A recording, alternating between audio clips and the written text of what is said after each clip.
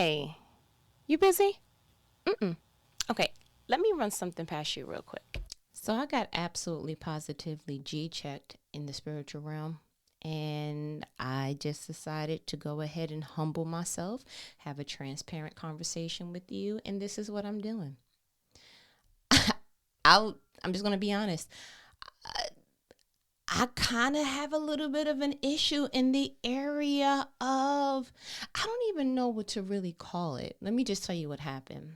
So, you know that I'm doing the YouTube's things, right? Okay, great. And I'm new to this space, right? I'm new to the business side of the world. Is really, really different for me. Yeah, I'm gonna need all of the strength and prayers and all the above to like really find my rhythm here. And I'll tell you why. I am a very consistent person. I am a very 1+1 = 2. I am a person that thrives, okay, and seeks diligently all things consistent. I expect that if I'm going to go ahead and set forth to do something, that my intentions and all the things that I have lined up will equal a particular output. I expect that if I go in the kitchen and I start to cook, and I do all the things, that I will come out with a meal. And if I cook that meal the same way each and every time, then I will get that same result each and every time, almost like a recipe. I already admitted to you before, I am a very formulated grandbaby. If you do this like that, in this, you get that. Boom. You give me a good to do. You give me a good recipe, whether in the kitchen or in life. I will do all the things, sir. I promise you. Like, I thrive off of that because I love order. I love consistency. And I like to be able to know what to expect. However, the comma, okay, business is not affording me that cushion, okay? Business is very inconsistent. It is very unformulated. It is polar, the opposite of the things that I like. I like to put the money in the vending machine. I like to go boop, boop, and I like the output to be what I selected. I want to be able to do that each and every time the same exact way, and that is not how it goes in business. So what happened was, I went ahead and, was doing my good grandbaby due diligence. And I went to go post about a particular video that I was doing. And my eye, caught a little glimmer of the number of views on the most recent post. And I felt downhearted. I was like, man, this does not feel good. That I'm doing something out of obedience. I'm doing something because I really like doing this. I'm doing something outside of my comfort zone, but I'm not seeing the reward of that. And I guess it's because I was simply just looking for my rewards in the numbers. So then whenever I feel something, I started to come up with this thing like, okay, put facts to your feelings, because I know that certain people, depending on how they're wired, you'll stay in the emotional realm longer than what you need to. And you need someone to tap you on the shoulder and go, okay, so why do you feel that way? Okay, now what? And so I try to be that for myself, but I'm slowly moving from putting facts to my feelings to putting God in my feelings. So I went back and I started thinking about Genesis. And I said, so when God was creating, who was the one that said what he was creating was good? And I was like, he did. Okay. For one day? I was like, no, for every day. Oh, okay. So it's not like he created people first and then kind of stood back like, what y'all think? It's like, no. Okay. So as long as you feel in your heart that you're doing something that's aligning to what God will have you do in this time, in this season, right? And as long as you see it as good, then shouldn't that be enough? Okay. Wow. Never really thought of it that way. And I just had to have that thought out loud. that you have to feel that what you're creating is not only inspired by God, but that you can take that extra O, add it to God, and say, this is good. You see what I'm saying? And if I'm honest with myself, I have been experiencing that.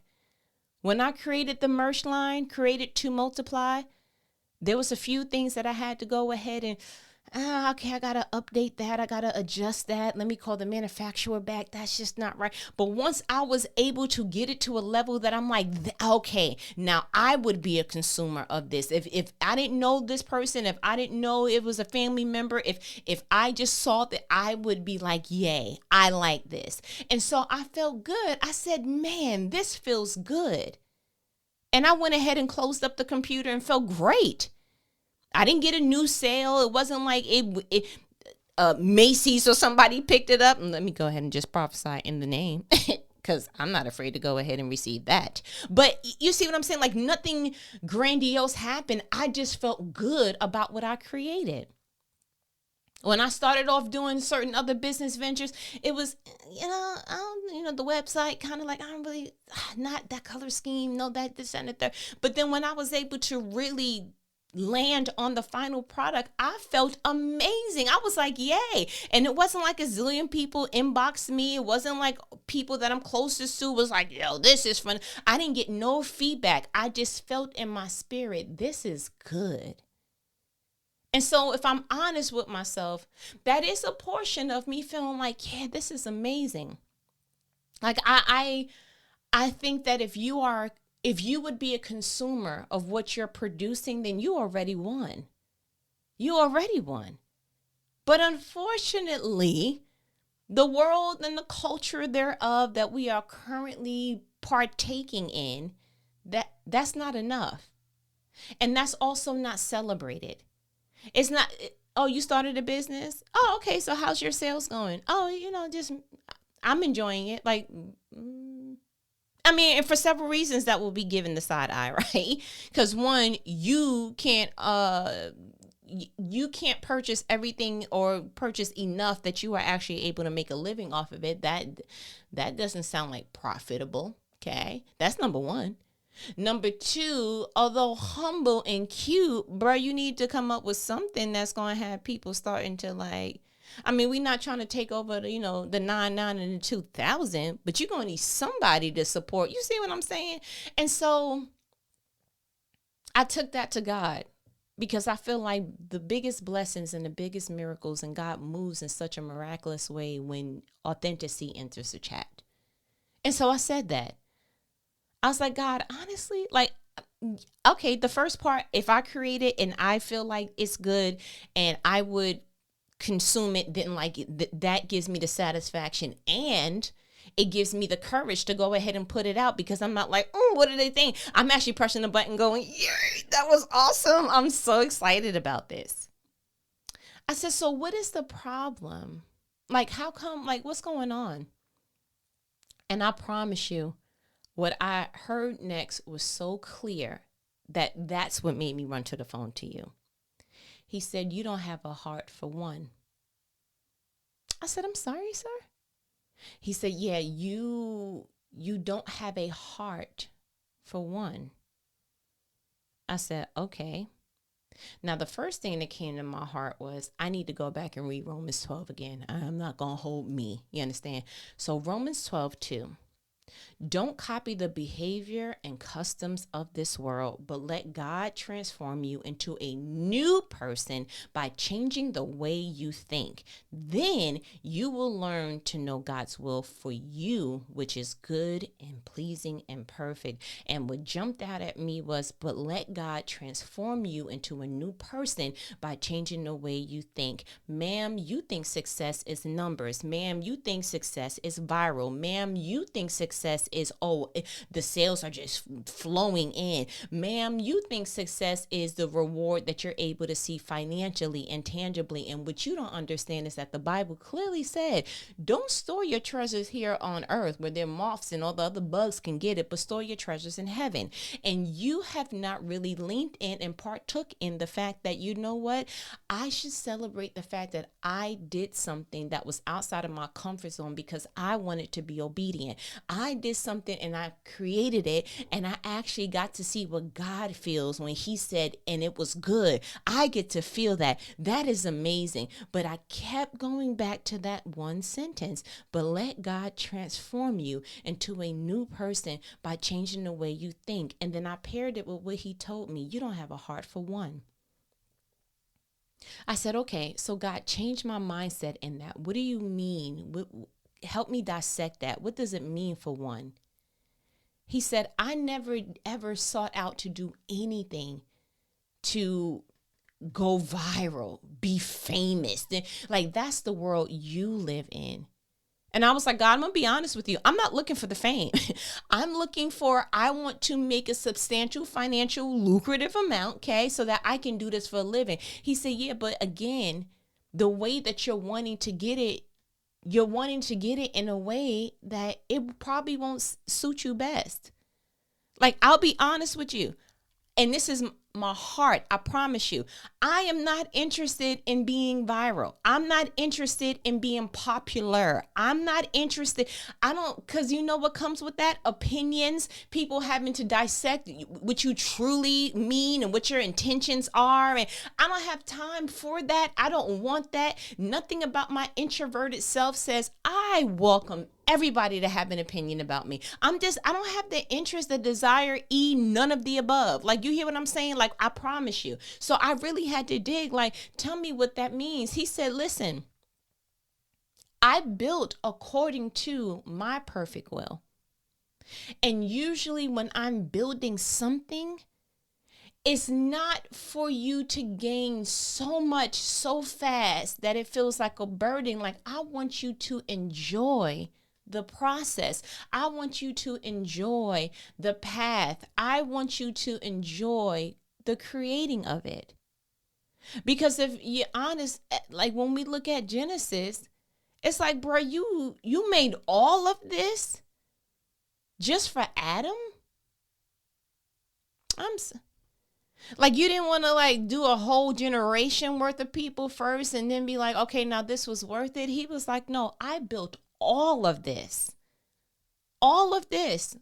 for Adam. I said, God, I'm gonna be honest with you. That's noble, right? But maybe I just need to go ahead and in real time just look at that literally he made all of that. You mean to tell me you hovered over it with one person in mind? You literally, in Genesis 1 says, in the beginning, God created the heavens and the earth. 2, the earth was formless and empty, and darkness covered the deep waters, and the Spirit of God was hovering over the surface of the waters. 3, then God said, let there be light. Then he went ahead and did the waters and separated from the heavens and earth.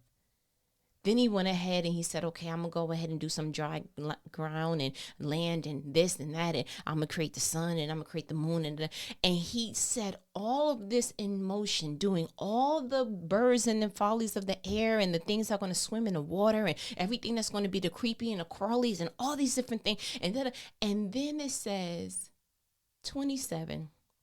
So God created human beings in his own image. In the image of God, he created them, male and female, he created them. 28. Then God blessed them and said, be fruitful and multiply, fill the earth and govern it, reign over the fish in the sea, the birds in the sky, and all the animals that scurry along the ground. 29. God said, look, I have given you every seed-bearing plant throughout the earth and all the fruit trees for your food. 31. The last verse. Then God looked over all he had made, and he saw that it was very good. And evening passed and morning came, marking the 6th day. I said, God, you literally, you outdid yourself. You maximized and you did all of that. And you're like, I want to make sure that they have plenty. And I mean, you really, really, you're a showstopper. I'm not even going to hold you. And he was like, yeah. And I did that all for one person in mind. Adam. Like, yeah, I created human beings and male and female. I created them. But no, he was the one that I already knew that I was going to breathe into and give him life. I was going to give him a soul. He was the one. He was the one I had in mind the whole time. And so when he echoed it again in my heart, have a heart for one, he took me to Matthew 18:12. If a man has 100 sheep and one of them wanders away, what will he do? Won't he leave the 99 others in the hills and go out to search for the one that is lost? 13. And if he finds it, I tell you the truth, he will rejoice over it more than over the 99 that didn't wander away. Pause. When I initially read that didn't make any sense to me.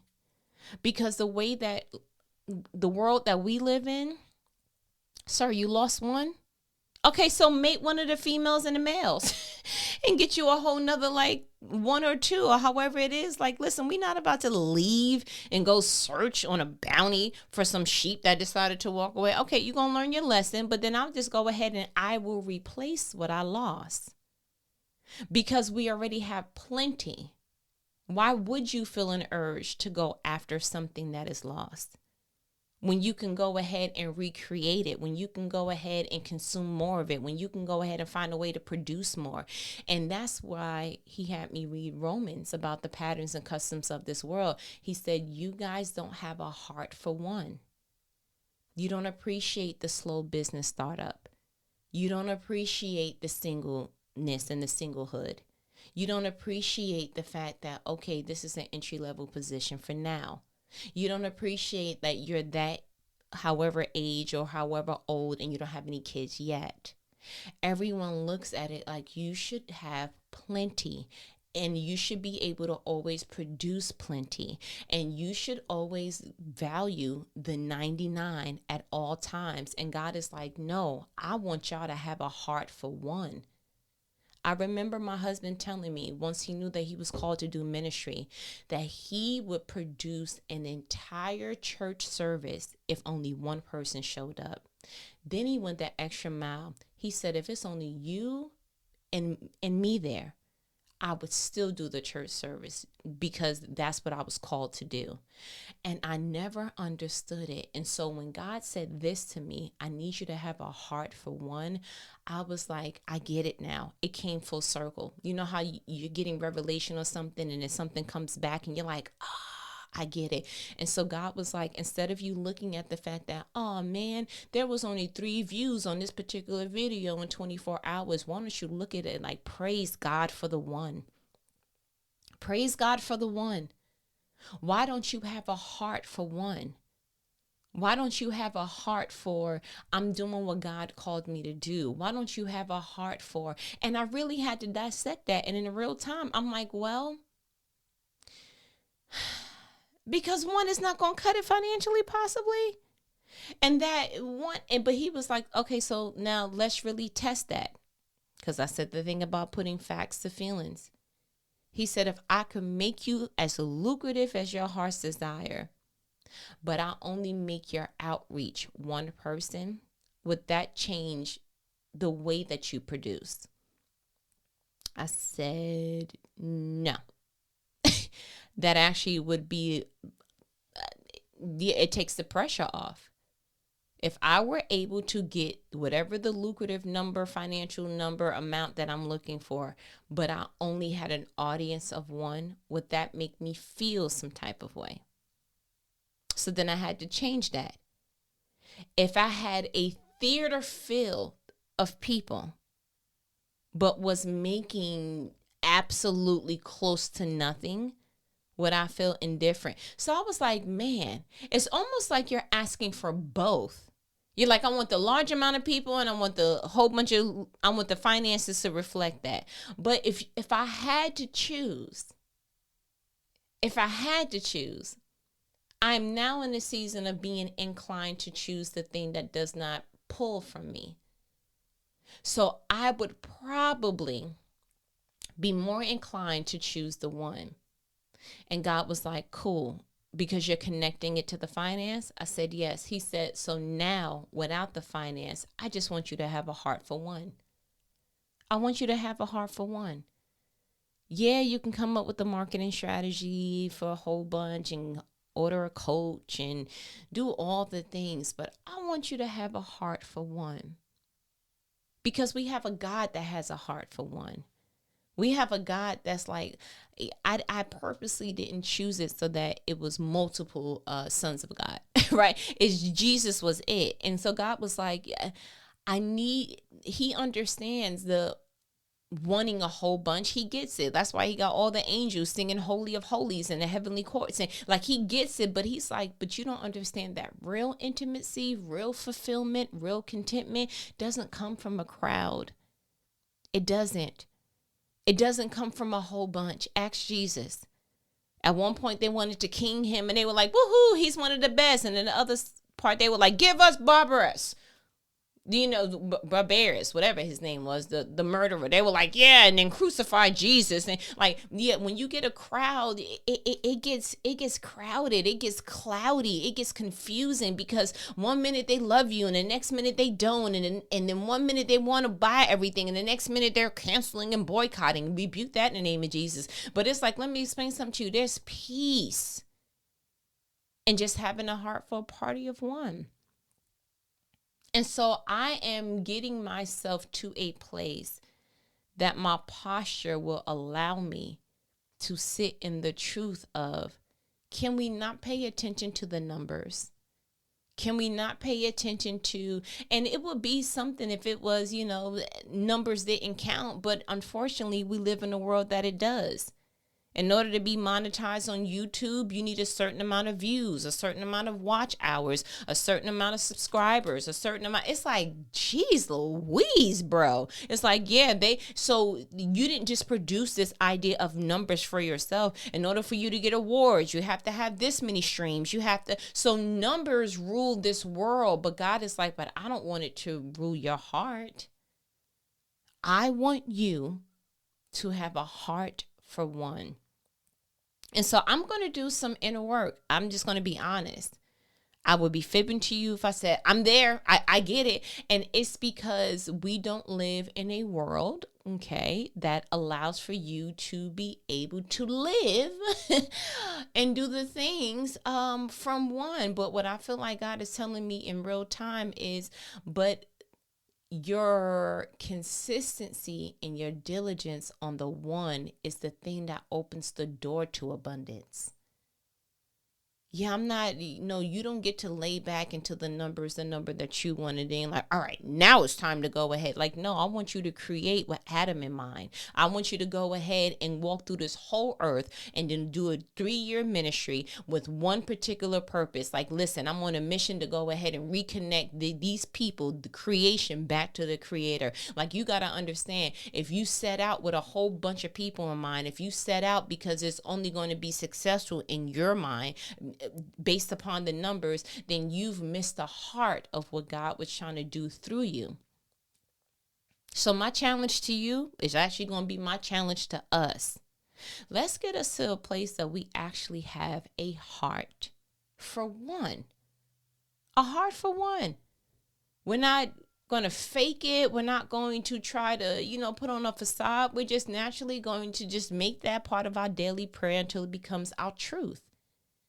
God, give me a heart for one person being saved, for one person getting a perspective shift, for one person feeling free from the gift of encouragement that you give me, from one person repping the merch line, from one person watching the YouTube video, from one person hearing you through my voice and saying, my gosh, I needed that. That was confirmation to my prayer. Let me go ahead and be thankful and lean in to having a heart for one. You see what I'm saying? But okay, listen, I feel like you got what you needed. Real short and sweet. That's all I felt like in my spirit. You know what these conversations are. They're life-provoking conversations that not the average person's going to have with you. But who? Who? your favorite homegirl. Created to multiply. It's the YouTube. It's the .com. It's the Patreon for the text and blogging community. It's E or the above. Actually, the text and blog community is Strive, the letter N, Inspire. But you get what I'm trying to do there. And yeah, let's just go ahead and pinky swear. Come on, give me your pinky. Give me your pinky. Okay, pinky. Okay. And we're going to make sure that we set forth in this thing called life, just having a heart for one.